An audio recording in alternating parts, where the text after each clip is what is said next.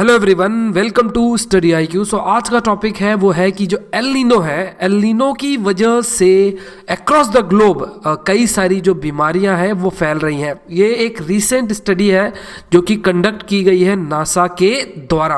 अब देखिए, जब हम एल नीनो की बात करते हैं तो एल नीनो क्या है और ये इसका मैकेनिज्म क्या है, इसका क्या क्या इम्पैक्ट होता है, तो ऑलरेडी एक सेपरेट लेक्चर है जिसमें ये टॉपिक कवर्ड है, तो उसे आप देख सकते हैं। ब्रीफ में हम थोड़ा डिस्कस करेंगे कि ये कहाँ आकर होता है और इसकी वजह से क्या होता है। तो अगर हम एल नीनो की बात करें तो एल नीनो से कई सारी चीज़ें लिंक्ड है। जैसे फॉर एग्जांपल अगर हम बात करें तो एल नीनो है, एल नीनो की वजह से कहीं बारिश होती है, कहीं ज़्यादा रेनफॉल होती है जिसकी वजह से बाढ़ आती है, फ्लड आती है, और कहीं जो है देखने को मिलता है कि कहीं सूखा पड़ता है, ड्रॉट आता है। तो इस वजह से जो हमारी थिंकिंग है या जो हमारा अप्रोच है कि जब भी एल नीनो आएगा तो कहीं कहीं जो है फ्लड मैनेजमेंट के लिए कार्य किया जाता है, तो कहीं ड्रॉट मैनेजमेंट के लिए कार्य किया जाता है, मतलब कहीं सूखा प्रबंधन के लिए कार्य किया जाता है और कहीं बाढ़ प्रबंधन के लिए कार्य किया जाता है। लेकिन कहीं भी डिजीज प्रबंधन के लिए कि जो बीमारी है, जो बीमारियां हैं अलग अलग, जैसे फॉर एग्जांपल कॉलेरा है या फिर हंटा वायरस जो ये डिजीज़ है, ये जो डिजीज़ स्प्रेड होते हैं इस फेनोमेना की वजह से उसके प्रबंधन के लिए कोई कार्य नहीं किया जाता। तो नासा के द्वारा ये जो स्टडी हुई है ये इस चीज़ पर एम्फसाइज कर रहा है कि देखिए, फ्लड और ड्रॉट पर ही आप फोकस्ड न रहे, आप डिजीज को भी मैनेज करने के लिए, उसके प्रबंधन के लिए भी कार्य करें। मतलब जो सरकारें हैं अलग अलग देशों की, उन्हें इस डायरेक्शन में भी सोचने की जरूरत है। तो ये बहुत इंपॉर्टेंट स्टडी है और बहुत important exam point of view से भी है। So this video is presented by me, my name is Saurabh Pandey. इस लेक्चर का पीपीटी आप मेरे फेसबुक पेज से डाउनलोड कर सकते हैं। My ID Saurabh Pandey 009। अगर आप किसी भी एग्जाम की प्रिपरेशन कर रहे हैं तो आप हमारे पेन ड्राइव कोर्सेज का बेनिफिट उठा सकते हैं।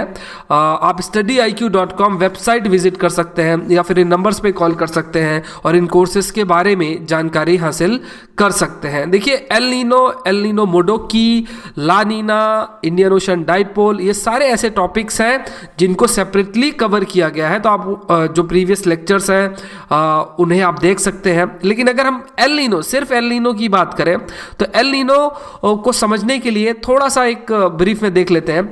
तो जैसे अगर हम एल नीनो की बात करते हैं तो मेनली पहला पॉइंट जो है कि ये कहाँ ऑकर करता है, इस रीजन में ये ऑकर करता है। ये कौन सा सी है, तो ये कौन सा सी है, ये है पैसिफिक ओशियन। ये पैसिफिक ओशियन है और पैसिफिक ओशियन का सदर्न पोर्शन है, ये साउथ अमेरिका है, ये ऑस्ट्रेलिया है और ये फेनोमेना यहाँ देखने को मिलता है।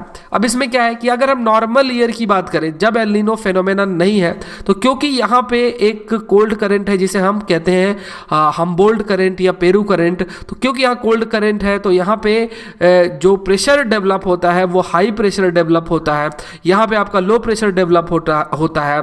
तो क्या होता है कि जो बारिश होती है मेनली इस रीजन में होती है जब एल नीनो फेनोमेना नहीं है, नॉर्मल ईयर है ना। जब एल नीनो फेनोमेना होता है तो इसकी वजह से क्या होगा कि ये पूरा रिवर्स हो जाएगा। अब यहाँ पे ये जो रीजन है, यहाँ पे जो पानी है वो थोड़ा गर्म हो जाएगा। इसकी वजह से क्या है, इसकी वजह से ये देखने को मिलता है कि इस रीजन में बारिश होती है। जैसे यहाँ एटाकामा डेजर्ट है, एटाकामा डेजर्ट है तो यहाँ बारिश देखने को मिलेगी।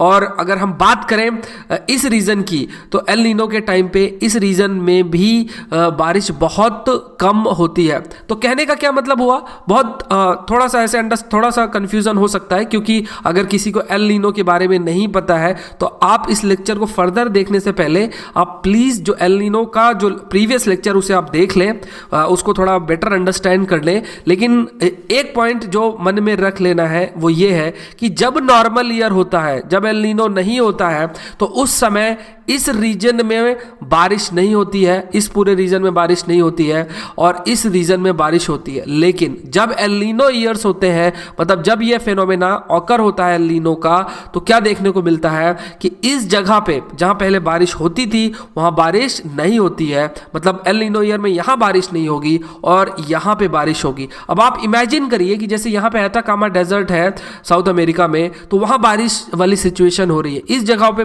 काफी बारिश हो रही रही है। तो एल नीनो एक ऐसा फेनोमेना है जिस वजह से जो वेदर पैटर्न है वो पूरे तरीके से अफेक्ट होता है। अब एक पॉइंट और ध्यान रखना है, जैसे अगर हम सब लोग जमीन में अगर खड़े तो हमें लगता है कि चीज़ें आपस में डिवाइडेड है, कोई इंडिया में है तो उसे लगता है ये इंडिया है, कोई दूसरी कंट्री में तो उसे लगता है ये दूसरी कंट्री। लेकिन अगर आप आसमान की तरफ देखें, एटमॉस्फेयर की तरफ देखें, तो वो एक दूसरे से कनेक्टेड है। मतलब यहाँ ऑस्ट्रेलिया है और ये साउथ अमेरिका है, ये हम कह सकते हैं। लेकिन अगर आप आसमान की तरफ देखें तो आसमान एक दूसरे से कनेक्टेड है। तो अगर कोई भी परिवर्तन आसमान में होता है, एटमॉस्फेयर में होता है, तो यहाँ जो परिवर्तन आएगा वो परिवर्तन यहाँ के एटमॉस्फेयर में भी देखने को मिलेगा, क्योंकि जो एटमॉस्फेयर है वो आपस में पूरे तरीके से कनेक्टेड है। वहाँ पे कोई ऐसा कंपार्टमेंटलाइजेशन नहीं किया गया है, कोई दीवार बनी नहीं हुई है कि ये ऑस्ट्रेलिया का आसमान है वो साउथ अमेरिका का आसमान है। तो यहां यह ध्यान रखना है कि अगर एल नीनो फेनोमेना होता है तो एल नीनो फेनोमेना की वजह से यहीं का एटमॉस्फेयर इफेक्ट नहीं होता, इस जगह का भी एटमॉस्फेयर इफेक्ट होता है। तो भारत का मॉनसून भी इस वजह से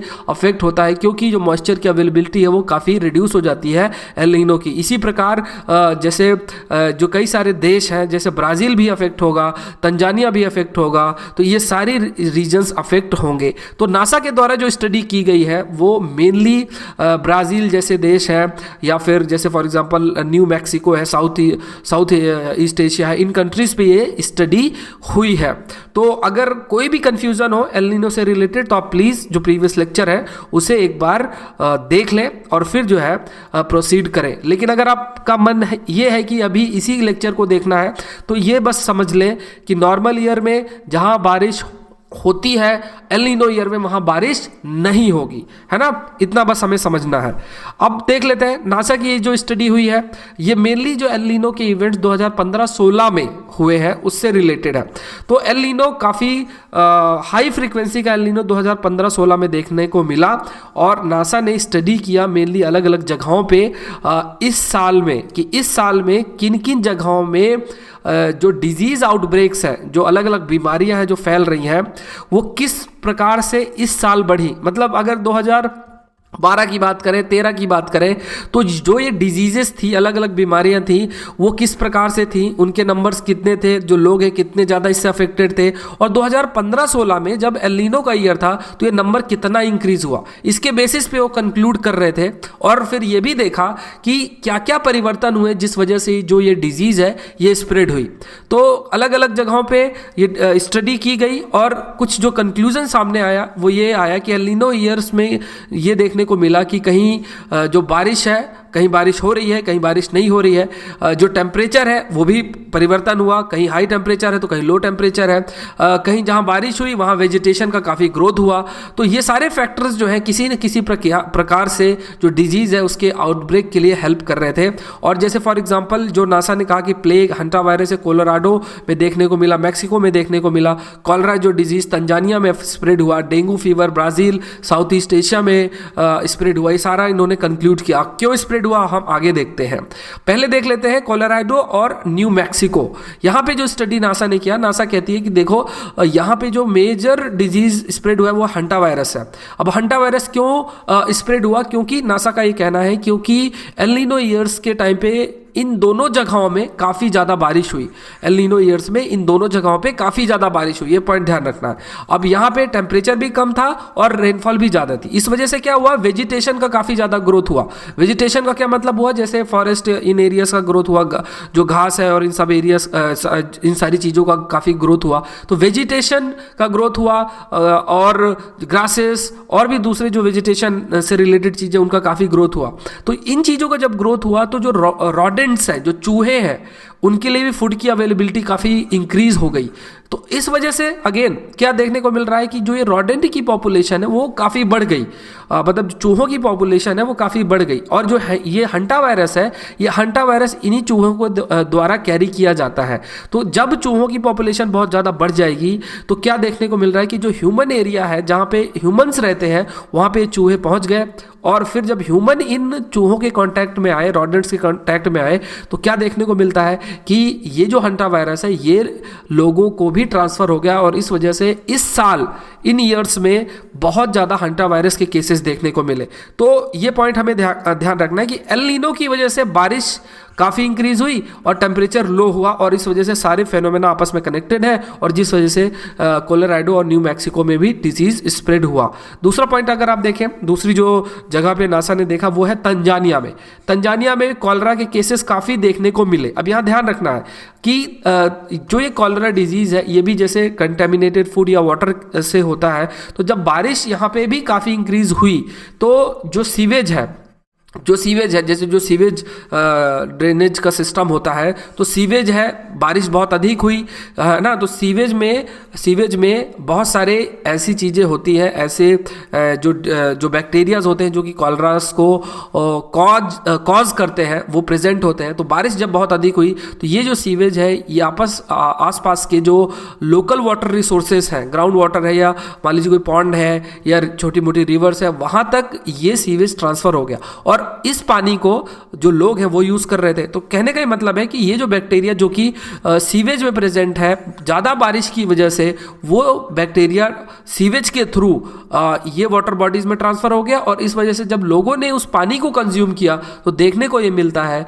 कि वो डिजीज़ उन तक ट्रांसफ़र हो गया। तो यहाँ पे क्या ध्यान रखना है कि यहाँ भी ज़्यादा बारिश की वजह से जो कि एल नीनो की वजह से कॉज हो रही है, उसकी वजह से ये बैक्टीरियल इन्फेक्शन या फिर हम कह सकते हैं ये जो कॉलरा ये तंजानिया में काफ़ी ज़्यादा स्प्रेड हुआ। तो ये भी ध्यान रखना है। इसके अलावा अगर आप देखें ब्राज़ील और साउथ ईस्ट एशिया में यहाँ पे एल नीनो की वजह से डेंगू स्प्रेड हुआ। यहाँ ध्यान रखना, बहुत इंपॉर्टेंट पॉइंट है। अब यहाँ पे क्या है कि जैसे ब्राज़ील है और साउथ ईस्ट एशिया की दो कंट्रीज इंडोनेशिया और थाईलैंड, इन दो जगहों में एल नीनो की वजह से कम बारिश हुई और टेम्परेचर काफ़ी ज़्यादा हुआ। यहाँ ध्यान रखना है कि एल नीनो एक फेनोमेना है जिसकी वजह से कहीं बारिश होती है, कहीं बारिश नहीं होती है ना। इसको समझने के लिए आप प्रीवियस लेक्चर देख सकते हैं। तो यहाँ पे जैसे प्रीवियस दो केसेस जो हमने देखे हैं वहाँ पे बारिश ज़्यादा हुई, यहाँ पे बारिश जो है वो बहुत कम हुई और इस वजह से टेम्परेचर भी काफ़ी इंक्रीज हुआ। तो जो टेम्परेचर इंक्रीज हुआ ब्राज़ील, इंडोनेशिया और थाईलैंड में, इससे क्या देखने को मिलता है कि जो हैबिटेट है वो ड्रायर हो गया, और जो मॉस्किटोज है, जो मच्छर है, वो क्या है कि इस ड्रायर हैबिटेट में तो वो सर्वाइव नहीं कर सकते। तो जैसे डेंगू का जो मच्छर होता है उसको एग ले करने के लिए वाटर की ज़रूरत होती है। तो ये जो डेंगू के मच्छर है, ये मॉस्किटोज है, ये ह्यूमन हैबिटेशन की तरफ इन्होंने मूव किया, और जब ये मूव किए वहाँ पे, तो वहाँ क्योंकि वाटर अवेलेबल रहता है कहीं ना कहीं, इस वजह से डेंगू के जो नंबर है, डेंगू जो मॉस्किटो है उसके जो नंबर है वो काफ़ी बढ़ गए, है ना। तो जब इनके नंबर काफ़ी बढ़ गए तो अगेन हम ये देखने को हमें ये मिला कि ह्यूमंस भी इससे काफ़ी अफेक्ट हुए, है ना। तो क्योंकि वाटर बॉडी सिर्फ अर्बन एरियाज में अवेलेबल था और जगहों पे क्योंकि सूखा पड़ रहा था, बारिश नहीं हो रही थी, वाटर की अवेलेबिलिटी नहीं थी, तो अर्बन एरिया के आसपास जितने भी वाटर बॉडीज थे वहाँ पे ये जो डेंगू के मॉस्किटोज हैं वो आते, अपने जो अंडे हैं वो देते, और इस वजह से जो डेंगू के मच्छर हैं उनके नंबर बहुत इंक्रीज हो गए, और जब लोगों को उन्होंने बाइट किया तो उससे भी अगेन जो ये फीवर है ये स्प्रेड हुआ। तो यहाँ पे ध्यान रखना है कि पहले केस में बारिश ज़्यादा हो रही थी और इस केस में बारिश जो है वो नहीं हो रही है एल नीनो की वजह से, और दोनों ही वजह से जो डिजीज आउटब्रेक देखने को मिलता है। अब यहाँ ये ध्यान रखना है कि ये जो लिंकेज है एल नीनो और ये जो डिजीज आउटब्रेक है बहुत इंपॉर्टेंट है, क्योंकि अगेन जो सरकार है इनके लिए कदम उठा सकती है। जब भी ये कहा जाता है कि ये जो साल है ये एल नीनो का है, तो लोग जो है, या हम कह सकते हैं जो सरकार है, वो मेनली कृषि पर ध्यान देते हैं, एग्रीकल्चर पे ध्यान देंगे या दूसरे कुछ एरियाज में ध्यान दे लेते हैं, लेकिन जो डिजीज़ है, डिजीज़ के स्प्रेड को कैसे रोके इन चीज़ों पर प्रयास नहीं किया जाता है। तो अगेन ये जो स्टडी सामने आई है तो इसकी वजह से इन चीज़ों पर भी फोकस किया जाएगा कि किस प्रकार से डिजीज़ को भी स्प्रेड होने से रोका जाए, ह्यूमंस में भी, लाइव स्टॉक्स में भी, और अगर देखा जाए तो एग्रीकल्चर में भी जो पेस्ट होते हैं उससे भी काफ़ी ज़्यादा एग्रीकल्चर को नुकसान होता है, तो उसे किस प्रकार से कंट्रोल किया जाए। तो ये सारे डायरेक्शन में सरकार के द्वारा कदम उठाए जा सकते हैं। अगर आप यूपीएससी की तैयारी कर रहे हैं तो टॉपिक अगेन काफ़ी इंपॉर्टेंट है जीएस पेपर 1 के लिए। उसमें आपका सेक्शन है ज्योग्राफी। ज्योग्राफी के अंदर आपके पास अगेन पूछा जा सकता है एल नीनो के इम्पैक्ट।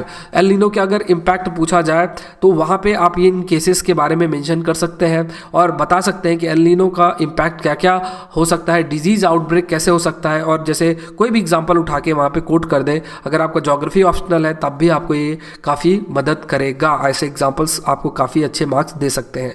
सो आई होप ये वीडियो लेक्चर आपके लिए हेल्पफुल होगा। Thank you for watching the video.